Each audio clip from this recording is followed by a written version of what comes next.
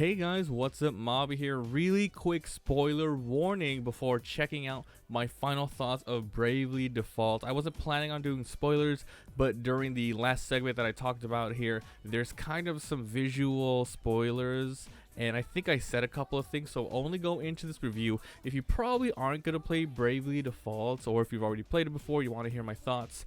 But this is truly a game that you want to play yourself. If you're planning on to, and then maybe come back to this afterwards, because trust me, there's a big twist and turn here that I just don't want to spoil. But like I said, if you don't care, you want to see my review, continue watching. Let's go. That's tight. All right, we beat it. The game's over. 40 hours of this game, we beat it. It took about, it took about a month because we were taking our time. But in the last 2 days, we played 10 hours total of it. Bravely Default 2 comes out today. Bravely Default Aerialize. That's a funny title. So, let's give our final thoughts on the game before we kind of bury it forever. I don't think we'll play this one again, but of course we do have the second game. I cannot wait to play Bravely Default 2 later today. So, last final thoughts. Is this game do I recommend this game? Only this is like hardcore JRPG stuff. I recommend it only if you like JRPGs. Old school games where you got turn-based battles, lots of randomized events and stuff like that. The story is very basic to start with, I'll give it that, and then it starts to go really nuts and insane. They did a really good job on the 3DS. This is probably one of the best games I've played on the 3DS, and there's a ton of content here. There's a lot of side quests, a lot of customization for your parties, and that's probably the best part about this game. If you are an RPG nut, you love strategy, you love customizing your party, you got 4 characters here, you got like 25 plus classes, right? And then you can mix and match those and put different skills on, get different equipment on. You have a ton of options, and that is the best thing in RPGs, giving the player the feel that they have a lot of control over the situation. It's so boring when you play a game and you're like, okay, I guess this is what I have to do, and then this is what I have to do. Here, so many ways to upgrade your party and go about scenarios, so it's really nice that way. Almost everything here is voice acted, which is really amazing. They did a really good job here, and I'm so happy I played it. Like I said, I can't wait. Where the fairy lies, Aerialize, dude, that is so funny. Where the fairy lies and Aerialize. I can't believe that is on the title. That's funny, dude. I really like that.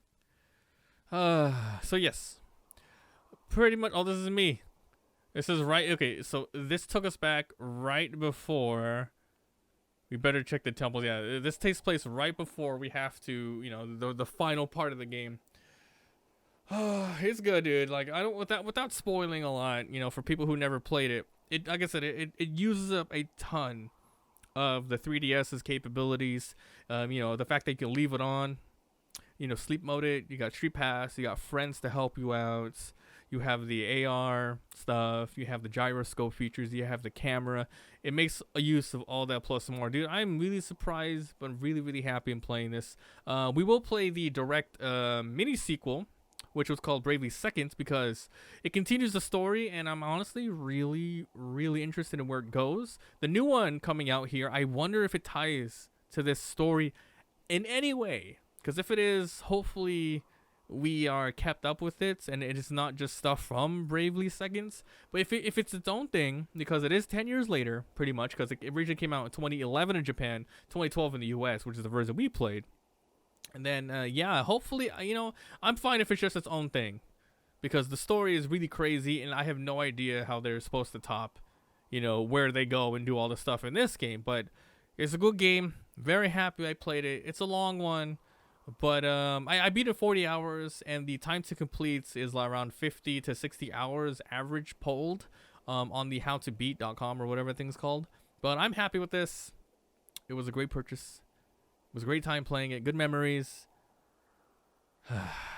Square done it again. Square Enix did it again. And, this was supposed to be what? another Final Fantasy Warriors like. Come on, it's pretty much Final Fantasy. That's what people have been asking. Oh, how's this game? What's it like? You play Final Fantasy? You play this one. So honestly, I played Octopath Traveler when it first came out. This game I had way more fun than Octopath Traveler. And it's from, the same company. Obviously, Octopath Traveler is a little bit later. But it has the same combat system for the most part. But this one, just way more in-depth. Way more in-depth. So, that's it. It's time to close the book on Bravely Default 1. That's it. I want to thank you guys all for being here. Super freaking late, man. 3:40 a.m. I'll see you guys tomorrow for Bravely Default 2. I'm not going to play any other game but that. We're just going to go Bravely Default 2. And I hope you guys get your copies and you can play a couple hours before I jump on. Because I would love you guys here, but of course I don't want to spoil a game for you. So if you don't have it, feel free to not show up until you've caught up a little bit. Because I'm planning to play a couple hours of it a day.